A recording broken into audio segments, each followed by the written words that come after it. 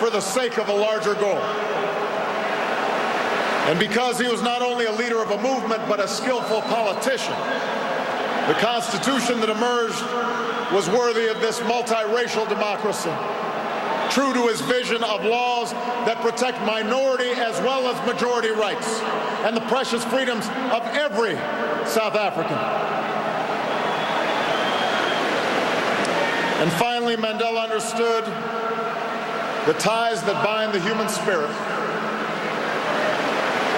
There's a word in South Africa, Ubuntu.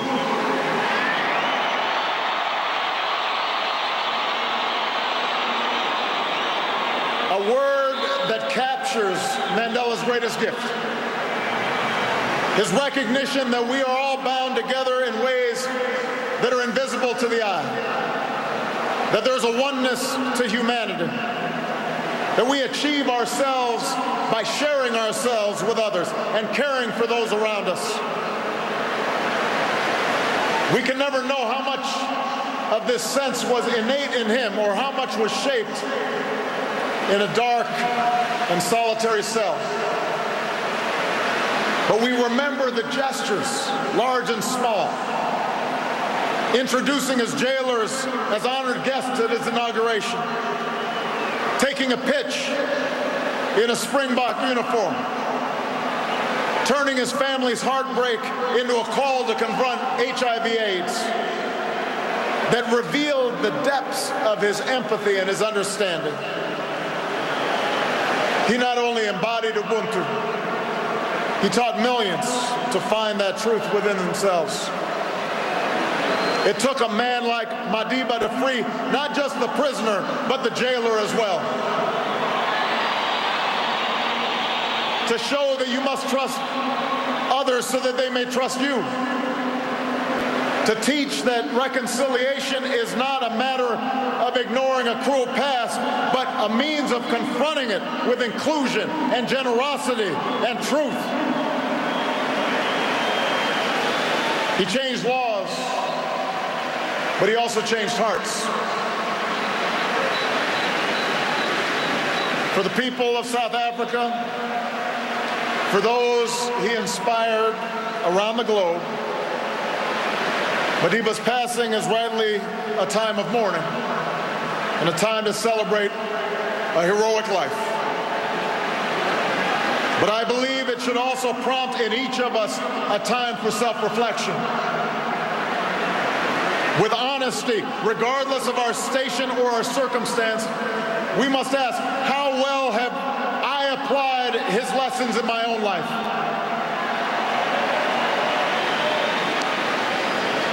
It's a question I ask myself as a man and as a president. We know that, like South Africa, the United States had to overcome centuries of racial subjugation. As was true here, it took sacrifice, the sacrifices of countless people, known and unknown, to see the dawn of a new day. Michelle and I are beneficiaries of that struggle.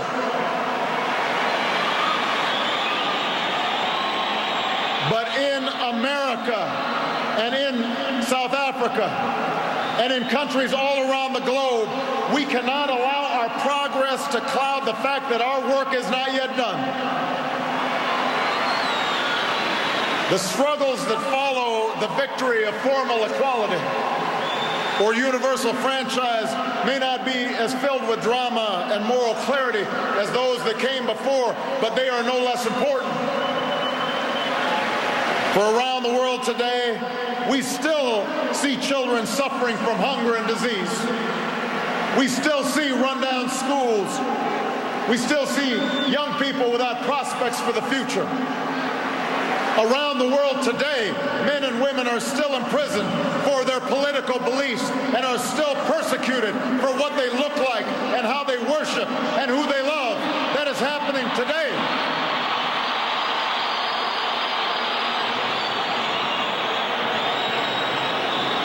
And so we too must act on behalf of justice. We too must act on behalf of peace. There are too many people who happily embrace Madiba's legacy of racial reconciliation, but passionately resist even modest reforms that would challenge chronic poverty and growing inequality. There are too many leaders who claim solidarity with Madiba's struggle for freedom, but do not tolerate dissent from their own people.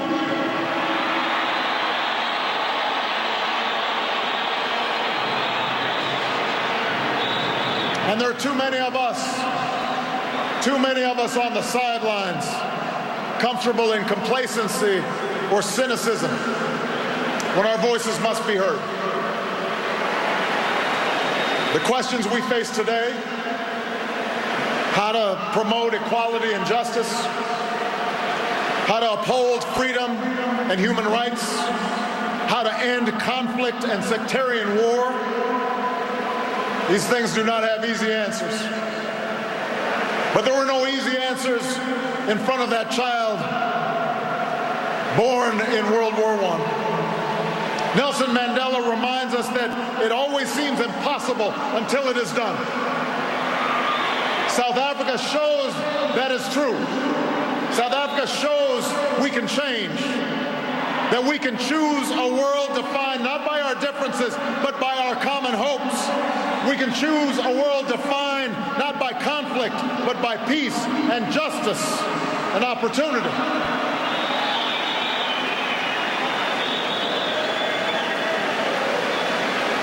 We will never see the likes of Nelson Mandela again.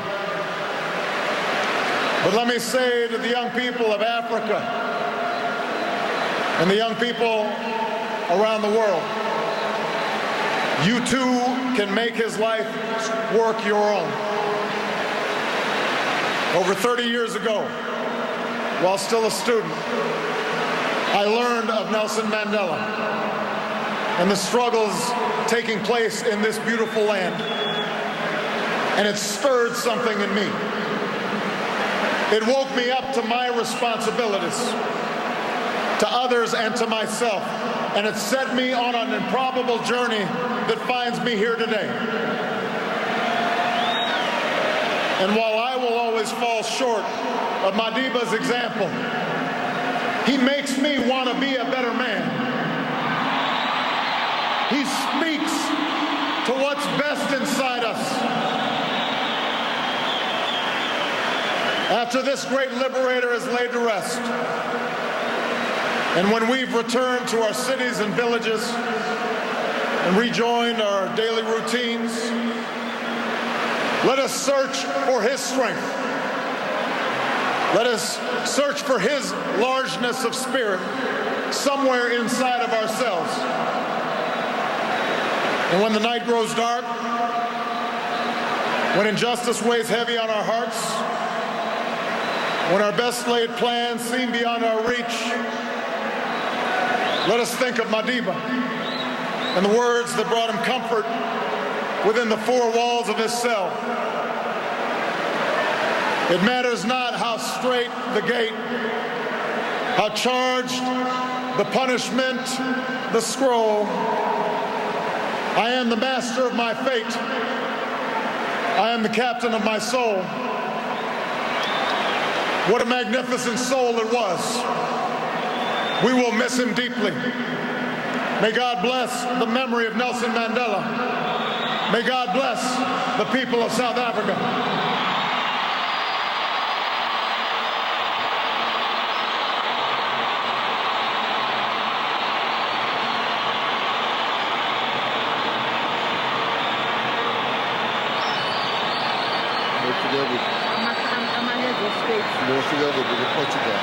I just did one page, so you do the rest. We'd like to thank President Barack Obama for his comforting words.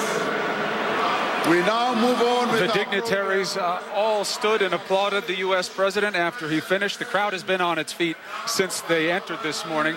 But if there is one word that may have summed up the comments from the president, Ubuntu.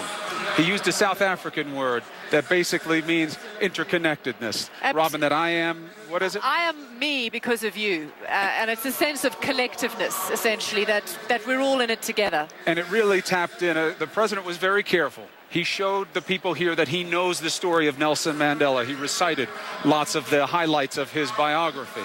And then he made it about them and the message of having to carry forward the legacy. But when he said that word, Ubuntu, that's going to resonate not just here with the South African people because it's their word, but that's a message very much for his constituency back home as well. And he made some very important points about the massively indispensable contribution of Nelson Mandela. He said, like Lincoln, Mandela kept this country together in the end rather than it disintegrating. And he also said that unlike so many others, Mandela was elected and stepped down.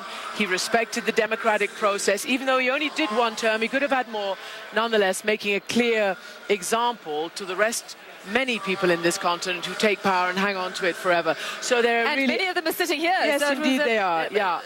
A pointed comment at them too. Learn the lessons of history. And what was that he said?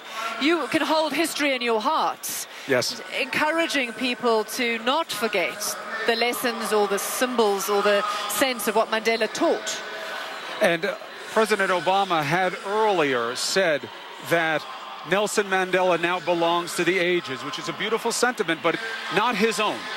Edward Stanton, Secretary of the Navy under Abraham Lincoln, used those words when Lincoln was taken from the world. So an interesting parallel to Christian's point. Precisely, and I think the president truly believes, and obviously was referring precisely to those words and to that sentiment, that this is the same kind of historical figure, that Mandela is the heir to Lincoln.